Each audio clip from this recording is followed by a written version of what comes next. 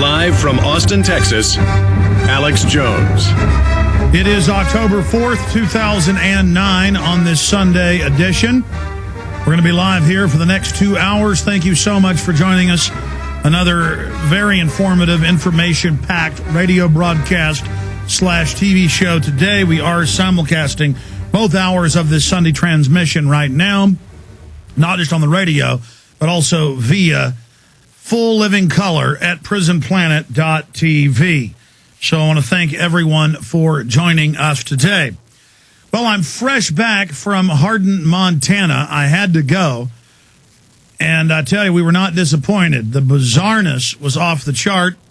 It gives new meaning to the term truth is stranger than fiction. A 14-time felon with warrants out across the country, tied in with multiple defense contractor organizations and groups, shows up and takes over, without even filing paperwork, a $27 million camp, prison detention center in the tiny town of Hardin, Montana. Then there's the question of why are they building detention centers in the middle of nowhere? Why do we have more people in our prisons than any other country in the world? I'm going to be speaking to that as well today.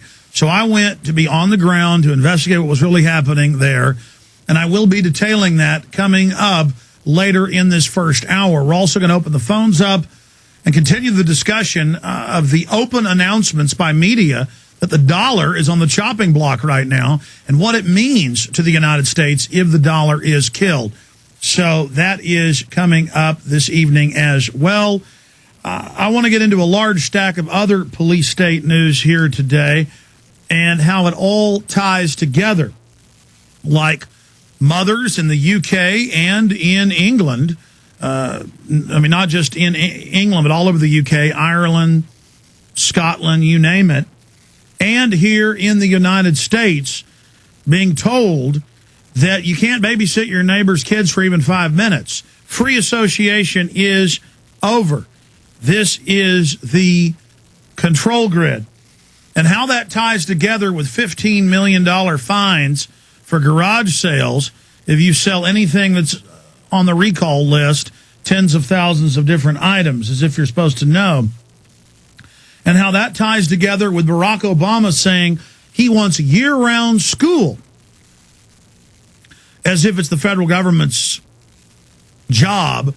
Well, it is, though. That's how they've set it up. They've ended, basically, the 10th Amendment in this country.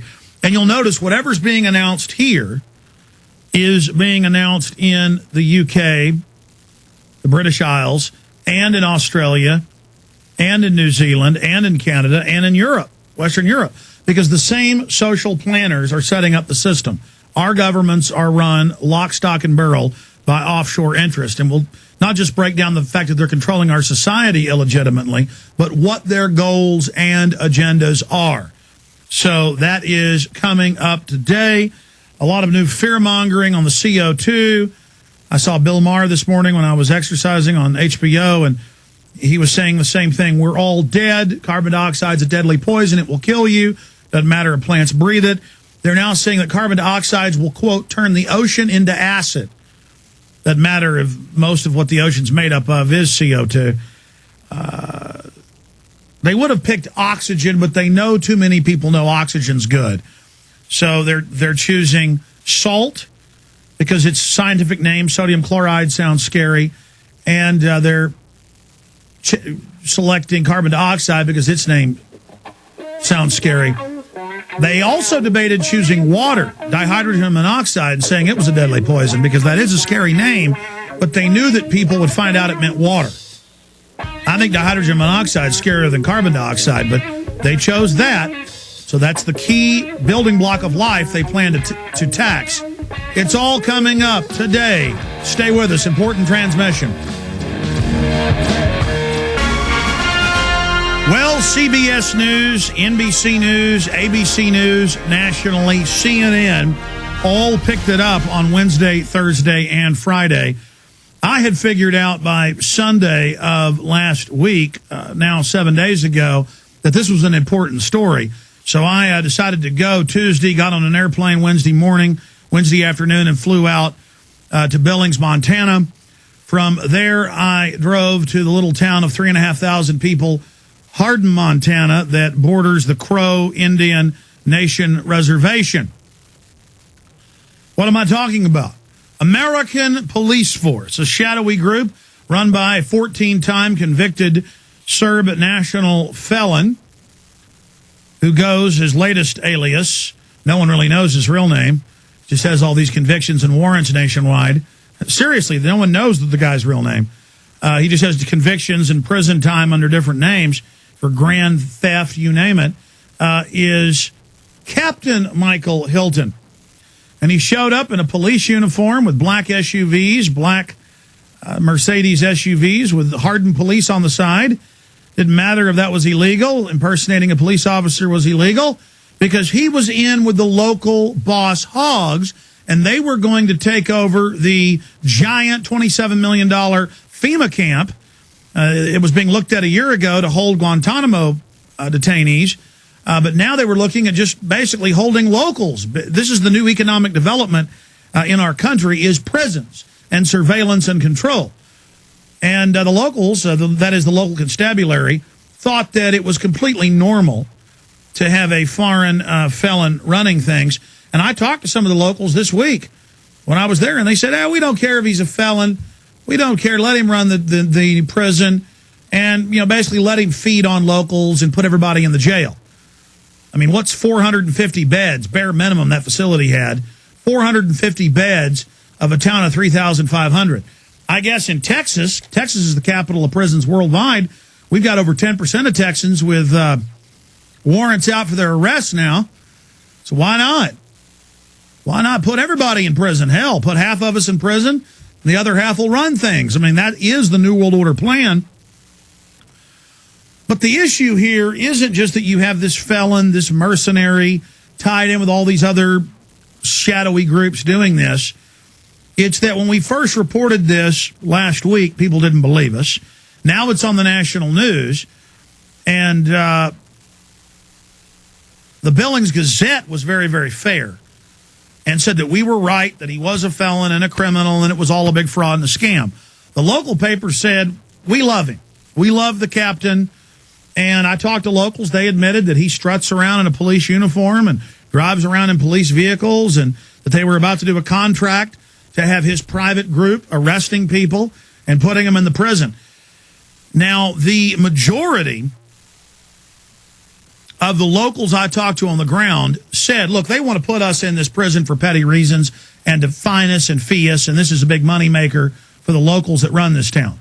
But when I would go into the shops in the sheriff's department and the economic development zone, they call it the Port Authority, the Two Rivers group, when I would talk to their people, they just loved it. And they said it's no big deal to have a felon with warrants out for his arrest running the jail. And yes, we do want to plan mercenaries there, train them there, and we do plan to do that. And yes, all of this is going on. All of this is happening. And yes, we're going to put people from all over the county, Bighorn County, in the prison. And yes, it's going to make us money. What's wrong with that? And it wasn't just that the leadership of the town was so immoral, by and large, and I talked to scores of them. That wasn't the big issue. I mean, that's bad enough. It was that even after I explained to them that he wasn't making the payments of the $2.6 million he's supposed to pay a year to run the private prison, and when I pointed out that his backers were pulling out and that all these different defense contractors said it was a fraud and they weren't involved, they would just shake their head and say, no, it's real. We haven't been conned by the captain. And it reminded me of the American people. I mean, this was a microcosm of everything that's happening in this country. The American people don't want to admit that foreign banks have taken over the nation through fraud, through deceit, and are bankrupting us by design to vertically integrate our society, to consolidate our society, and bring in a police state that they own and manage and control.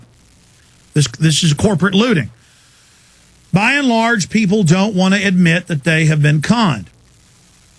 And so this Captain Michael Hilton, one of 17 aliases, CBS News now reports nationally. This Captain Michael Hilton. Now, mind you, once it came out that these were aliases, he was fake, he was a fraud, he was a liar, he wanted to feed on the locals and basically throw everybody in prison. There's CBS News, national news. American Police Force Corporation takes over small town police force and prisonerless jail. See? That's CBS. We reported this on Monday. People laughed at us. But that's why I went there to document it.